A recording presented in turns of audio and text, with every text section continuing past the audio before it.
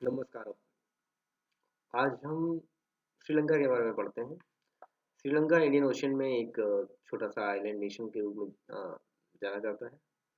श्रीलंका वो देश है जिसने 1972 से लगातार 2009 तक सिविल वॉर झेला और श्रीलंका एक ऐसा देश जिसने दुनिया की दुनिया में पहली महिला प्राइम मिनिस्टर दी 1960 में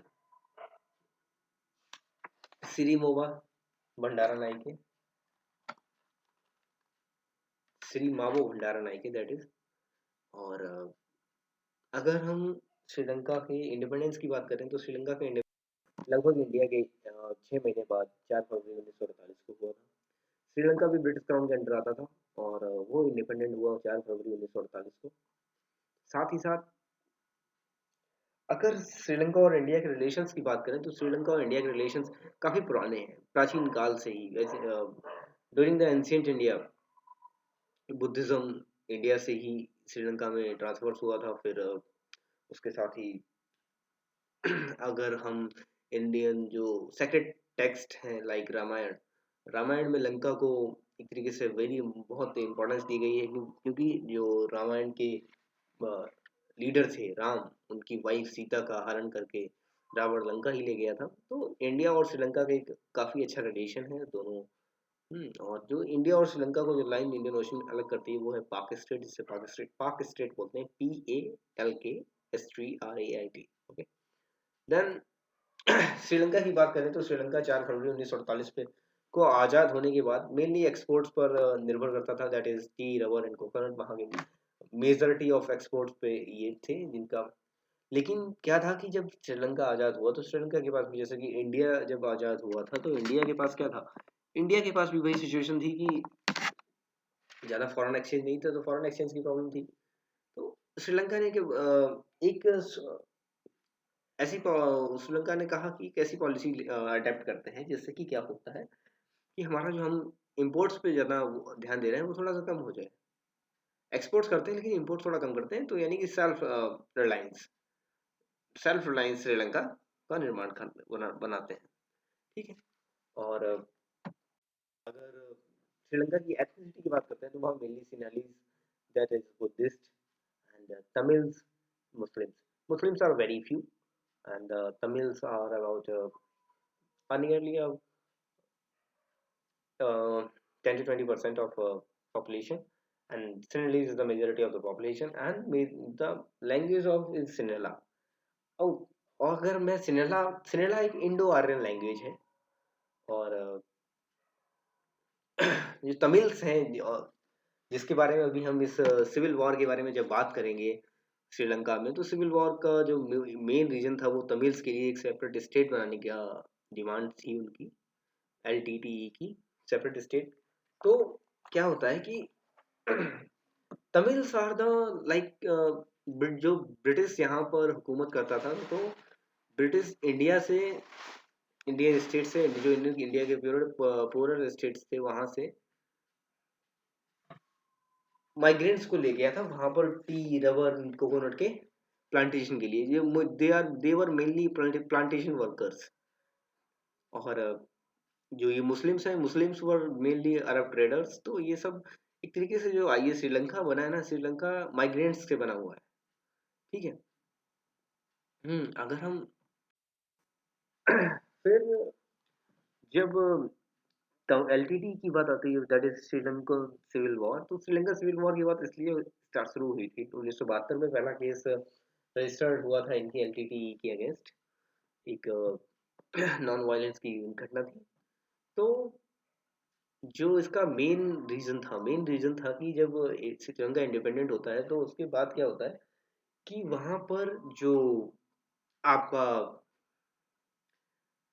मेजॉरिटी ऑफ पॉपुलेशन थी सिनेलीज, उन्हीं की गवर्नमेंट फॉर्म हुई।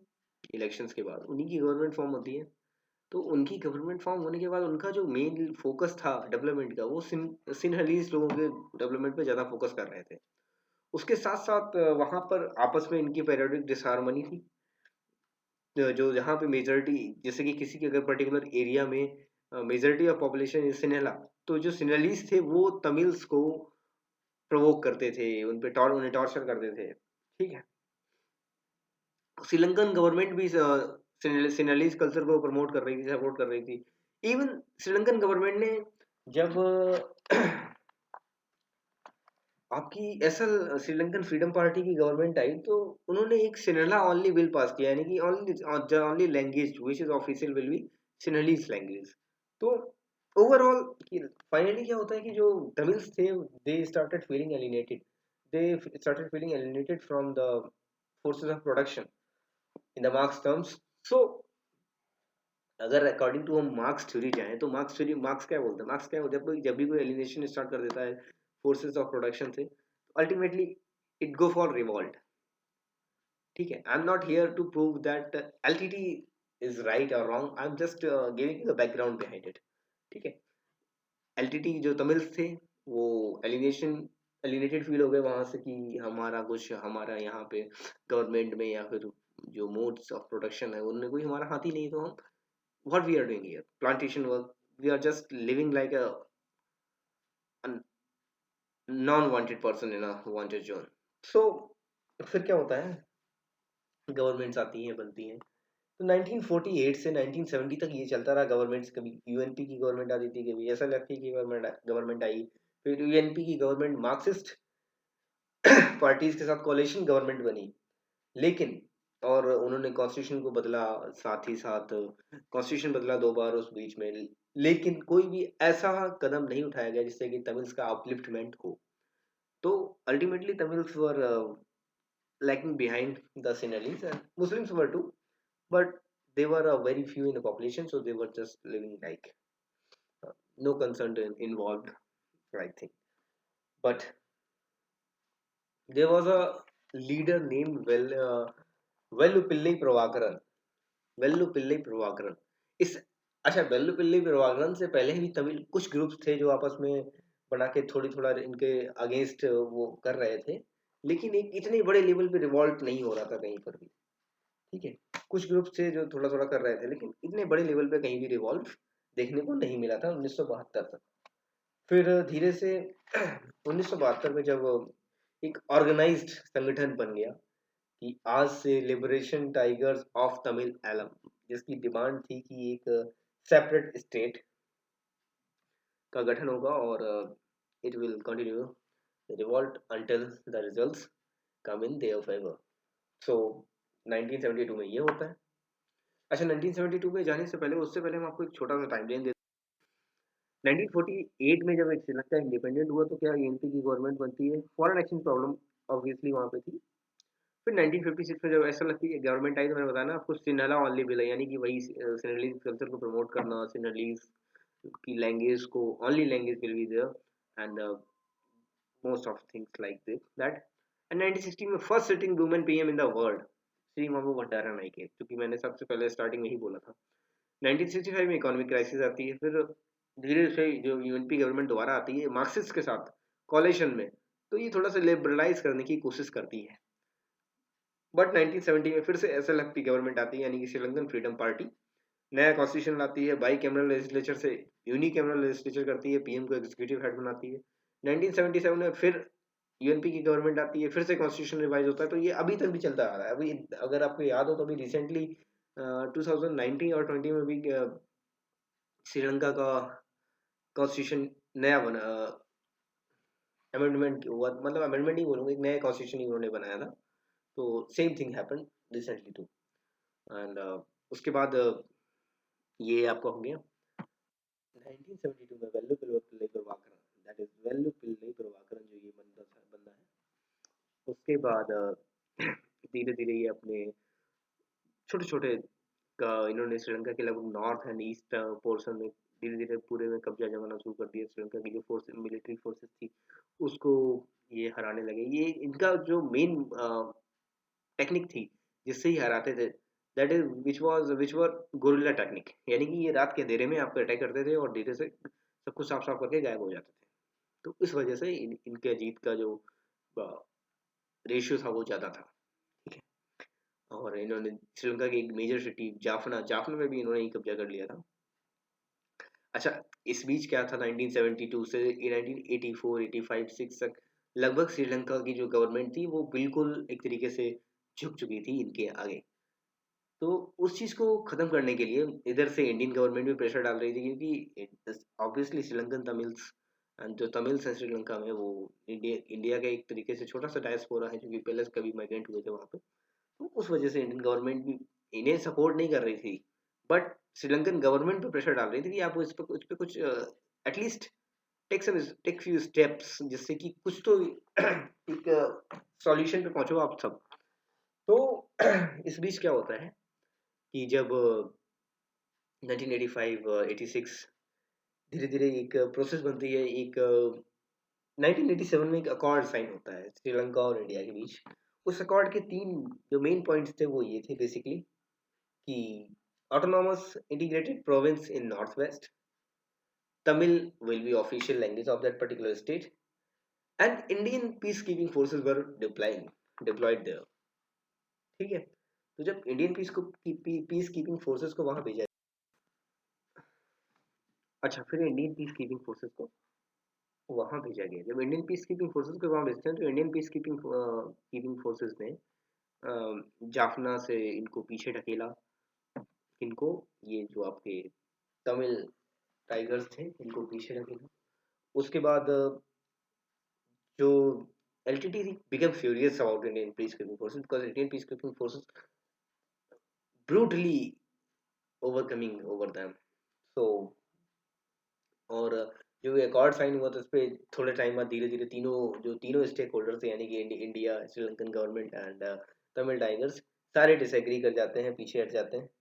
फिर 1988 में जब देखा कि जो ये फ्यूरियस हुआ था, जिससे कि श्रीलंका को जो इंफ्रास्ट्रक्चर था वो काफ़ी डिस्ट्रॉय हो रहा था, तो जो श्रीलंका के उस टाइम के ऑफिशियल वर्किंग प्राइम मिनिस्टर थे प्रेमदासा, तो उन्होंने बोला कि यस इंडियन गवर्नमेंट से कि आप IPKF को वापस बुला लीजिए, हम अब बस इससे ज़्यादा नहीं कर सकते। फिर ये सब चलता रहा, धीरे धीरे उनका अपना लगातार 10 12 साल तक और चला। फिर 2002 में क्या होता है कि एक सीज फायर अनाउंस होता है। तो सीज फायर अनाउंस होने के लगभग 1 1.5 साल तक सीज फायर था रहा, लेकिन फिर सीज फायर के बाद फिर से इन्होंने अपनी एक्टिविटीज स्टार्ट कर दी, और वही वायलेंस वाली एक्टिविटीज स्टार्ट कर दी LTT ने। लेकिन उस बीच 2004 में एक श्रीलंका में बहुत ही भयंकर सुनामी आती है और अर्थक्वेक आता है, उसके जस्ट फॉलोड।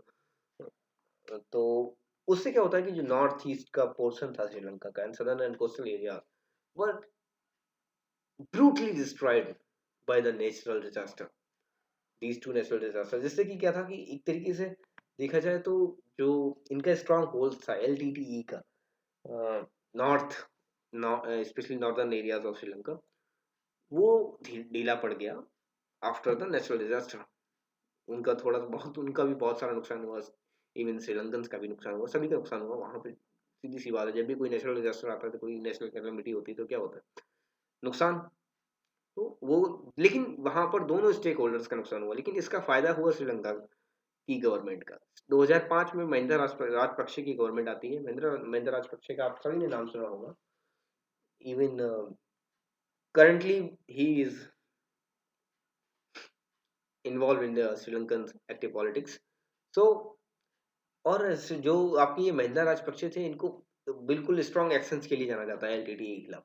इन्होंने आर्मी को पावर्स दिए कि आप जाइए और उनको बिल्कुल खत्म करिए। तो लगभग 2005 से 2009 तक श्रीलंकन आर्मी ने पूरे जो नॉर्थ वेस्ट का पार्ट था उस पर कब्जा कर लिया और इनको LTTE को बिल्कुल डिसमेंटल कर दिया।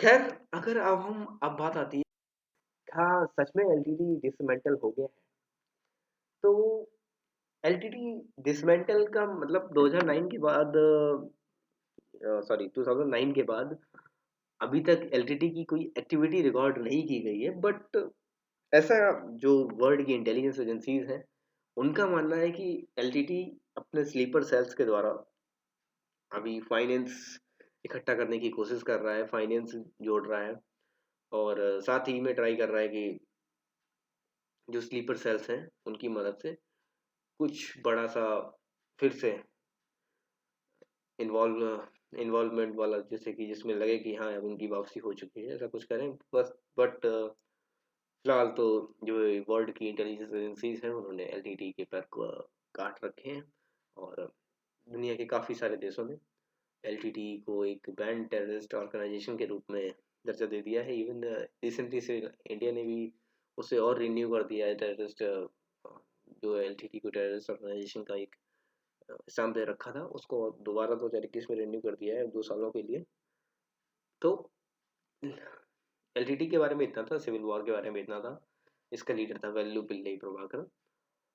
और अगर आप सच में इसके बारे में कुछ ज़्यादा अच्छे से पढ़ना चाहते हैं तो एक किताब है In My Mother's House, Civil War in Sri Lanka, Sharika Thiranagama के द्वारा लिखी गई। आप उसको पढ़िए, एक अच्छी सी किताब है। और मिलते हैं फिर किसी नए देश के साथ, नई कहानी के साथ। तब तक के लिए नमस्कार।